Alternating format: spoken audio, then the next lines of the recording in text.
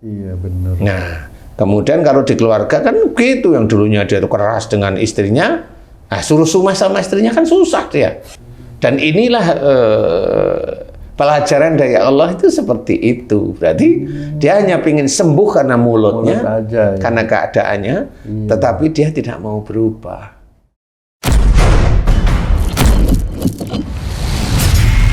Bismillahirrahmanirrahim. Assalamualaikum warahmatullahi wabarakatuh. Waalaikumsalam warahmatullahi wabarakatuh. Amin ya rabbal alamin. Para pemirsa dan sahabat beriman dimanapun berada, kita jumpa lagi di Ustadz Danu Official Channel. Semoga kita selalu dalam lindungan Allah Subhanahu wa Ta'ala. Amin ya rabbal alamin. Pada kesempatan kali ini kita akan ngaji lagi bersama guru kita semua, Pak Ustadz Danu. Assalamualaikum Pak Ustadz. Waalaikumsalam warahmatullahi wabarakatuh. Amin ya rabbal alamin. Pak Ustadz, saya mau bertanya sedikit nih Pak Ustadz. Atasan saya itu setiap masuk ke kantor itu Pak Ustadz ya, setiap hari pagi ya, setiap pagi itu sekretarisnya selalu sibuk Pak Ustadz. Bawa alat pengecekan darah itu Pak Ustadz. Tiap pagi Mas. Saya tanya sama sekretarisnya itu, ngapain bos, diapain? Periksa darah, kenapa? Asam urat. Sekretarisnya ya gondok Pak Ustadz, karena tiap pagi suruh ngecekin itu. Apa aja? Ngecek asam urat, gula gitu. Emang kenapa? Gitu. Saya tanyakan sekretarisnya. Saya ngeluh sakit kakinya. Wah ini, padahal kalau saya lihat orangnya ya gimana ya, biasa-biasalah gitu Pak Ustadz ya, nggak terlalu kelihatan beda gitu akhlaknya yang saya lihat ya Pak Ustadz. Biasa-biasa aja. Karena bos kali ya Pak Ustadz ya, diem aja itu. Berwibawa. Sekretarisnya, tiap pagi nih aku disuruh ngecek. Terus dia bawa ini juga tuh Pak Ustadz, ada minuman kayak rendeman air. Rendeman lemon. Bukan lemon, kayak air, daun apa. Oh iya. Asam urat, boy. Nah, kira-kira nih Pak Ustadz, ada yang keliru nggak itu beliau? Kan ini atasan ya, lumayan lah tingkatannya itu Pak Ustadz. Mohon pencerahan Pak Ustadz. Ya, Bismillahirrahmanirrahim. Assalamualaikum warahmatullahi wabarakatuh. Waalaikumsalam warahmatullahi wabarakatuh. Amin ya rabbal alamin. Jadi ada beberapa ayat yang menunjukkan bahwa musibah itu dari perbuatan tangan seseorang atau kelompok orang atau masyarakat atau negara. Jadi jelas sekali, wa ma asabakum min musibatin fa bima kasabat aydikum, apa saja musibah yang kau terima disebabkan dari buah tanganmu sendiri. Ada yang wa ma asabaka min sayyi'atin fa min nafsik. Apa saja musibah yang kau terima disebabkan dari perbuatanmu sendiri. Nah, sebenarnya ayat ini bagi orang Islam itu harus bisa menjadi introspeksi. Siapapun, baik orang Islam biasa maupun dia pendakwah. Nah, ayat ini jelas dari Allah Ta'ala. Bagaimana kita itu bisa mengimani ayat ini? Nah, kalau memang ada salah satu ujian bentukannya musibah, kita harus paham. Jadi musibah itu bukan untuk orang kafir saja. Jadi orang Islam itu juga sama. Jadi ujian bentukannya musibah. Dari mana? Udah dijelaskan Al-Quran yang banyak sekali ayat. Itu tadi bahwa musibah itu disebabkan dari buah tangan, ada disebabkan dari perbuatan sendiri. Itu juga ada. Jadi apa saja, mulai dari kesandung kakinya, terantuk, nginjek duri lah, kena paku lah, ketiban gendeng lah, semuanya itu sebenarnya musibah yang memang distel oleh Allah Ta'ala agar orang tersebut itu sadar bahwa masih ada kebesaran Allah di muka bumi ini, sebenarnya kan gitu, untuk mengingatkan. Nah, selama ini banyak orang Islam itu yang tidak percaya bahwa sakit itu disebabkan dari perbuatan dosa, itu masih nggak percaya. Jadi Masih banyak orang Islam yang berpaling dari ayat ini sebenarnya. Dia secara keilmuan tahu, tapi pada saat aplikasi berpaling. Sama seperti orang Islam, orang Islam tahu disuruh sholat, tapi dia tidak mau sholat, kan sama berpaling itu. Iya. Nah, di titik inilah sebenarnya kita harus paham bahwa perbuatan tidak baik itu tetap akan memanggil musibah kepada diri seseorang. Makanya harus belajar. Nah, bagi atasanmu yang notabene kata sekretarisnya itu ada asam urat khususnya di kaki. Yeah. Kaki itu biasanya urusannya satu dengan keluarga. Yang kedua itu mencari rizki dalam bentuk harta. Kaki itu hubungannya itu insya Allah. Nah, kalau di dalam mencari rizki dalam bentuk harta, bekerja mamanya, dia orangnya kaku ndak gitu. Maksudnya kaku itu gimana? Apa yang diinginkan harus dikerjakan, apa enggak? Oh iya betul itu. Kalau itu kelihatan itu. Nah, kalau itu berarti enggak biasa-biasa aja. Jadi memang dia kaku. Kalau mamanya dia bilang, loh ini kan demi pekerjaan yang baik. Oh gitu. Ya boleh. Kan gitu ya. Iya. Nanti saya akan tanya juga. Oke, dikerjain. Nah sekarang gini. Dari pekerjaan itu ada yang dikurangin. Akhirnya dapatlah angka yang dia nyuruh ngurangin itu angkanya dapat 5 miliar. Iya. Yang 1,5 dimasukkan ke perusahaan.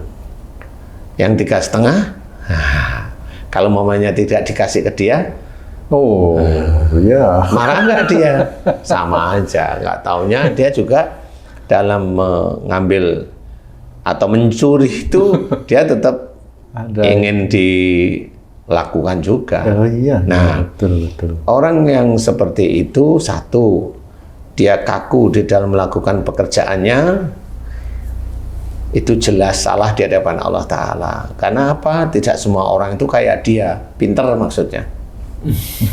Ini merasa dia pinter maksudnya. Gitu, Ya kan disamain sehingga kalau anak buah ya enggak harus manut dia.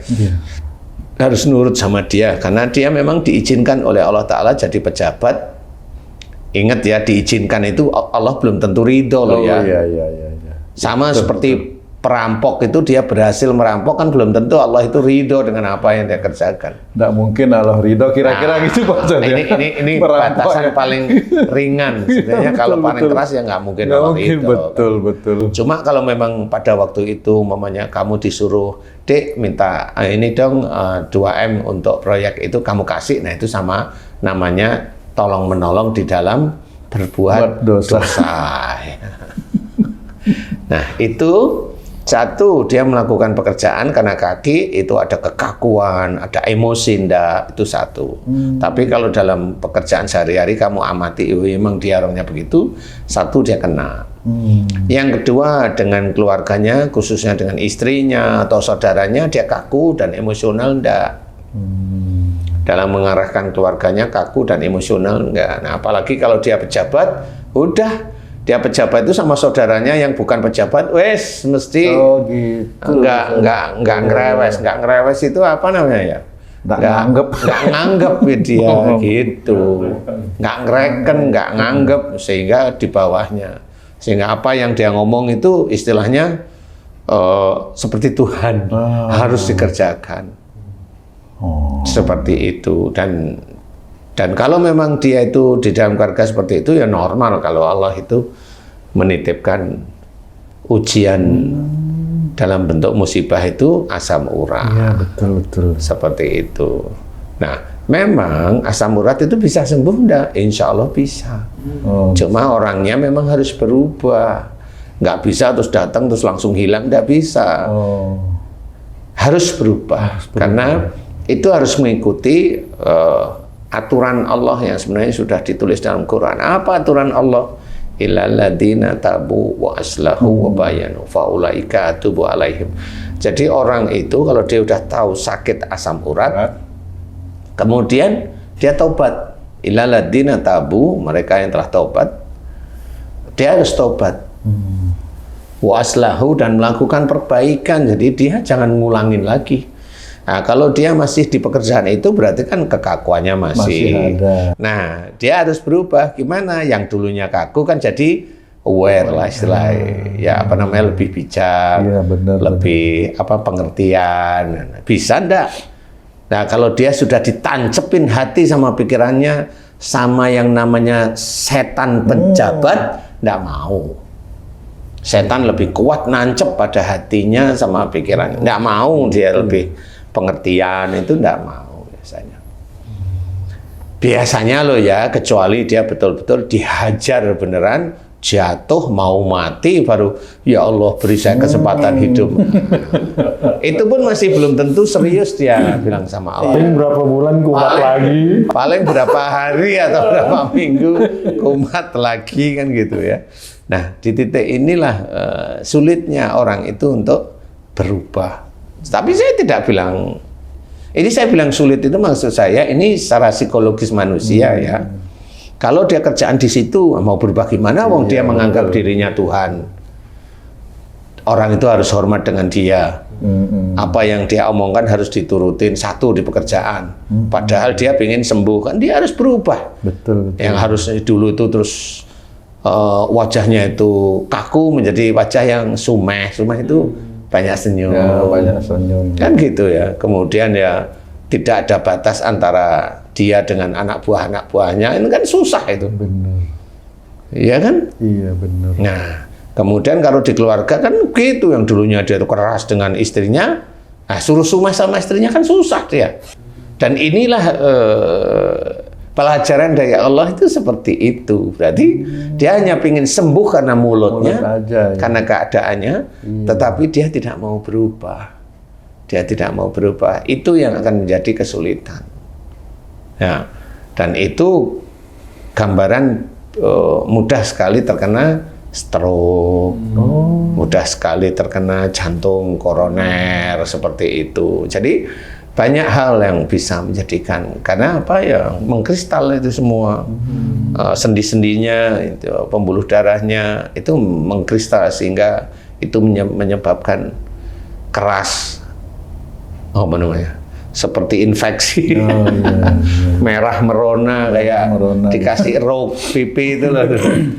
Kalau disentuh langsung, waduh, kena celana itu, aduh. Kegesek celana ya. Kegesek celana loh ini ya. Benar. Itu penderita asam urat biasanya atau rata-rata tuh minimal di usia berapa tuh, Ustaz? Biasanya kalau udah masalah ada pekerjaan, ada istri atau ada pasangan, ini kan biasanya di atas 45-50 gitu. Jarang yang dengan orang tua. Bisa kalau memang dia sejak mudanya kerja dan dia menghidupi orang tua, nah, itu bisa. Belum berkeluarga. Walaupun belum berkeluarga, tapi kan dia juga jengkel dengan orang tuanya, diatur, di ini nggak bisa, akhirnya kan kaku dia. Dia tidak fleksibel di dalam, tidak bijak istilahnya. Nah itu ya terkena asam urat di kaki, seperti itu. Nah sama, jadi kalau memang dia kenanya di umur berapa, 45 atau 47, oh ini sama orang tua nih kayaknya. Jadi nanti ditanyain, kamu kayaknya ngatur orang tua kok ada kekakuan, ada emosi, kenapa? Ada apa dengan kamu dan orang tuamu? Nah, nanti dia cerita, apakah masalah ini? Ya itu, insya Allah masalahnya itu dengan orang tua. Sehingga dia, oh gitu ya, kamu berubah, jangan seperti itu lagi. Umpamanya nyuruh orang tuanya minum obat, kan biasanya gitu ya. Orang tuanya suruh minum obat orang tuanya, umpamanya orang tuanya kena jantung, suruh minum obat jantung. Nah, suruh minum obat orang tuanya nanti, ya kan jengkel dia lama-lama. Padahal orang tuanya hidup itu sama dia, dan dia yang ngasih support kehidupan sehari-hari, makanlah, inilah. Kan biasanya orang yang merasa membantu itu kan kayak dia merasa berkontribusi dengan kehidupan yang dia bantu atau dia tolong. Nah, bisa aja itu nanti asam urat walaupun dia belum punya pasangan terkena asam urat, insya Allah seperti itu. Nah, di sini harus ketahui. Tapi gimana caranya asam urat itu bisa diizinkan oleh Allah Ta'ala sembuh? Satu, itu benar-benar mohon ampun kepada Allah Ta'ala, tobat. Jadi ayat Allah yang kita pergunakan, jadi benar-benar serius. Illal ladzina tabu wa aslahu wa bayanu, itu harus kita praktekkan. Jadi Quran itu praktek, bukan cuma hafalan, bukan cuma dimengerti atau bukan cuma dipahami, bukan. Itu praktek. Nah, illal ladzina tabu, mereka yang telah tobat. Nah, orang Islam itu kalau mau kamu tobat, mau kamu sudah. Orang Islam itu rata-rata seperti itu. Jadi dia tidak mengerti bahwa dia tidak serius dalam mohon ampun. Nah, pada waktu dia mohon ampun, doa yang benar gimana?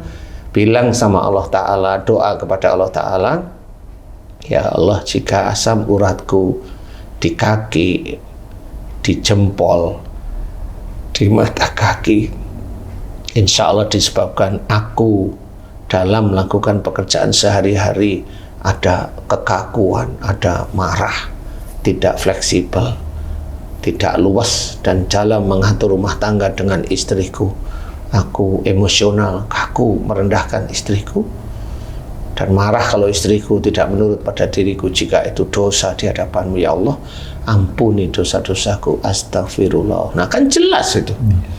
Astagfirullah, ampuni dosa-dosaku ya Allah, astagfirullah. Nah, itu fokus. Kemudian niat dan berjanji pada Allah Ta'ala jangan diulang. Mulai habis doa itu dengan istrinya, ya belajar lembut, baik. Nanti kalau tanya, Pak, kok tumben kok lembut? Ya kan nggak taunya itu 35 pernikahan kita itu diisi dengan saya marah sama kamu, jadi banyak dosa saya. Itu kan orang Islam yang, nah itu belajar taat itu ya begitu. 35 tahun saya isi dengan marah dengan kamu, ngerendahin kamu,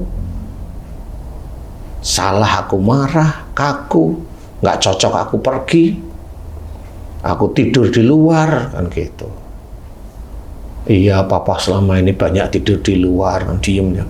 Jadi intinya doanya insya Allah seperti itu ya. Jadi itu memohon ampun kalau dia kerja dengan mengatur keluarga, itu dengan kekakuan, dengan emosi, dengan amarah, tidak luas, tidak bijak.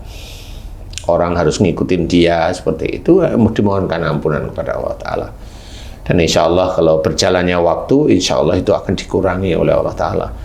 Berjalannya waktu dan dia benar-benar serius, taat, kemudian berubah dia. Ya, insya Allah nanti Allah mengurangi. Enggak langsung hilang, ya enggak lah, kan bukan Tuhan ya. Dikurangi terus nanti. Kalau itu setiap, walaupun tidak asam urat, dia terus memohon ampun di titik itu. Nanti suatu ketika di tahun berikutnya, loh, biasanya di bulan ini udah mulai sengkring. Ini kok enggak ya? Alhamdulillah. Di bulan berikutnya, alhamdulillah enggak. Bulan berikutnya, alhamdulillah enggak. Nah, disitulah Allah mengizinkan diberi keringanan. Ya, tapi belum tentu dosa itu bisa selesai loh ya. Dosa itu kan masih banyak ya. Tetap aja mohon ampun kepada Allah Ta'ala.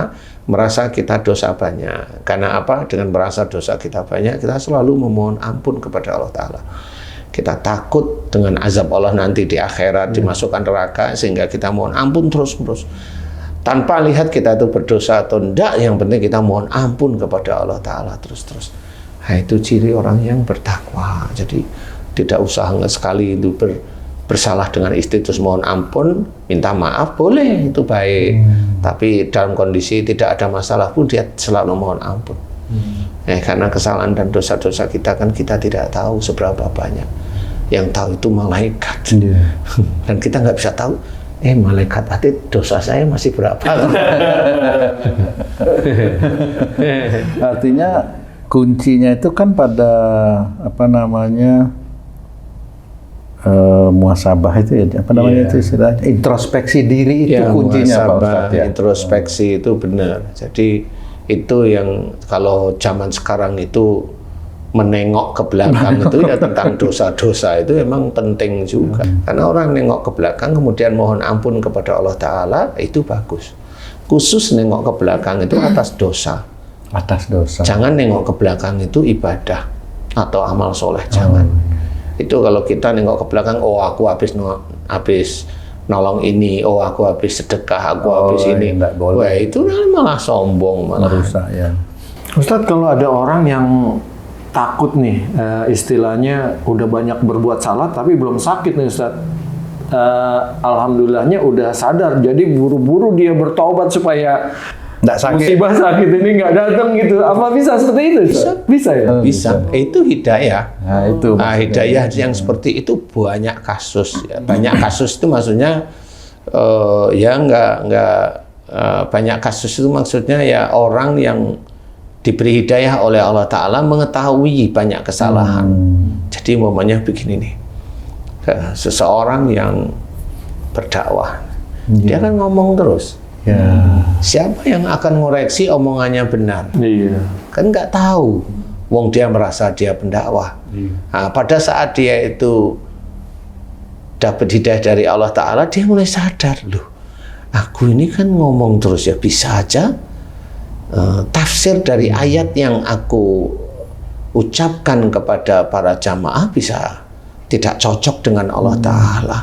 Nah, di titik itu namanya hidayah walaupun dia itu pendakwah. Baru dia oh iya ya, astagfirullah ya Allah, jika aku dalam berkata-kata, dalam berdakwah ada kesalahan, ada dosa, sehingga kesalahan itu menjadikan jariyah bagi diriku, ampuni dosa-dosaku, astagfirullah. Itu lebih mulia di hadapan Allah daripada ngomong aja. Terus ya ngomong nggak merasa dia itu ada salah taunya dia itu hafal. Lah, orang hafal itu kan belum tentu dia praktekkan sebenarnya. Pada saat dia mempraktekkan dengan apa yang diinginkan oleh Allah Ta'ala nggak cocok, emang dia sudah benar. Kalau dia benar, Nabi dia benar. Kalau dia masih manusia, ya insya Allah masih ada salah lah. Nah, orang yang senantiasa seperti itu, kemudian dia mohon ampun terus-menerus walaupun dia belum sakit, nah itu Allah tersenyum. Itu. Jadi faham tentang ayat-ayat dia yang ada dalam Quran, kemudian langsung diberi hidayah untuk memahami, kemudian mohon ampun. Dan itu mulai, kalau mau apalagi yang itu kan kebanyakan biasanya orang-orang yang tahu agama lah. Tapi orang-orang yang biasa nggak ngerti. Wong kadang-kadang orang juga yang tahu agama nggak ngerti. Dia tahu loh, itu kan nanti dosa itu kan dihapus dengan amal soleh. Iya, sudah tahu. Cuma memang kamu kok berani ngomong seperti itu, berarti kamu itu merasa amal solehmu banyak. Kan gitu, Ji. Nah, itu malah orang yang sombong seperti itu. Walaupun dia tahu agama, itulah orang yang sombong. Jadi masuk dia ke ayat yang mengerikan. Innal ladzina yastakbiruna an ibadah sayadkhuluna jahannama dakhirin. Sesungguhnya jika kamu sombong dalam menyembah kepada Allah, maka akan kami masukkan ke dalam neraka dalam keadaan hina. Orang jarang paham bahwa ayat itu dipergunakan untuk orang yang merasa dirinya ibadahnya hebat, ibadahnya itu lebih baik daripada orang lain. Seperti itu. Jadi kita harus memahami bahwa mohon ampun terus-menerus boleh, dan itu lebih baik kok. Nanti taunya di mana? Di akhirat. Nah, mudah-mudahan ini manfaat bagi teman-teman yang sakit asam urat, kemudian taubat beneran kepada Allah Ta'ala, berubah, jangan seperti itu lagi. Ya, mudah-mudahan Allah nanti akan menghilangkan sedikit demi sedikit atau sedikit kemudian banyak. Amin, amin. Itu yang kita inginkan, monggo silahkan, karena keinginan itu ada dalam hati enggak, sehingga Allah melihat kekusukan seseorang, dia merubah, kemudian keikhlasan dia bertakwa kepada Allah Ta'ala, nah nanti Allah akan berubah. Mudah-mudahan manfaat. Wallahu a'lam. Alhamdulillah, terima kasih banyak Pak Ustadz penjelasannya. Para pemirsa dan sahabat beriman dimanapun berada, demikian tayangan video kami kali ini. Kami mohon maaf jika ada kesalahan dan terima kasih atas perhatiannya. Wassalamualaikum warahmatullahi wabarakatuh. Waalaikumsalam warahmatullahi wabarakatuh. Alhamdulillah.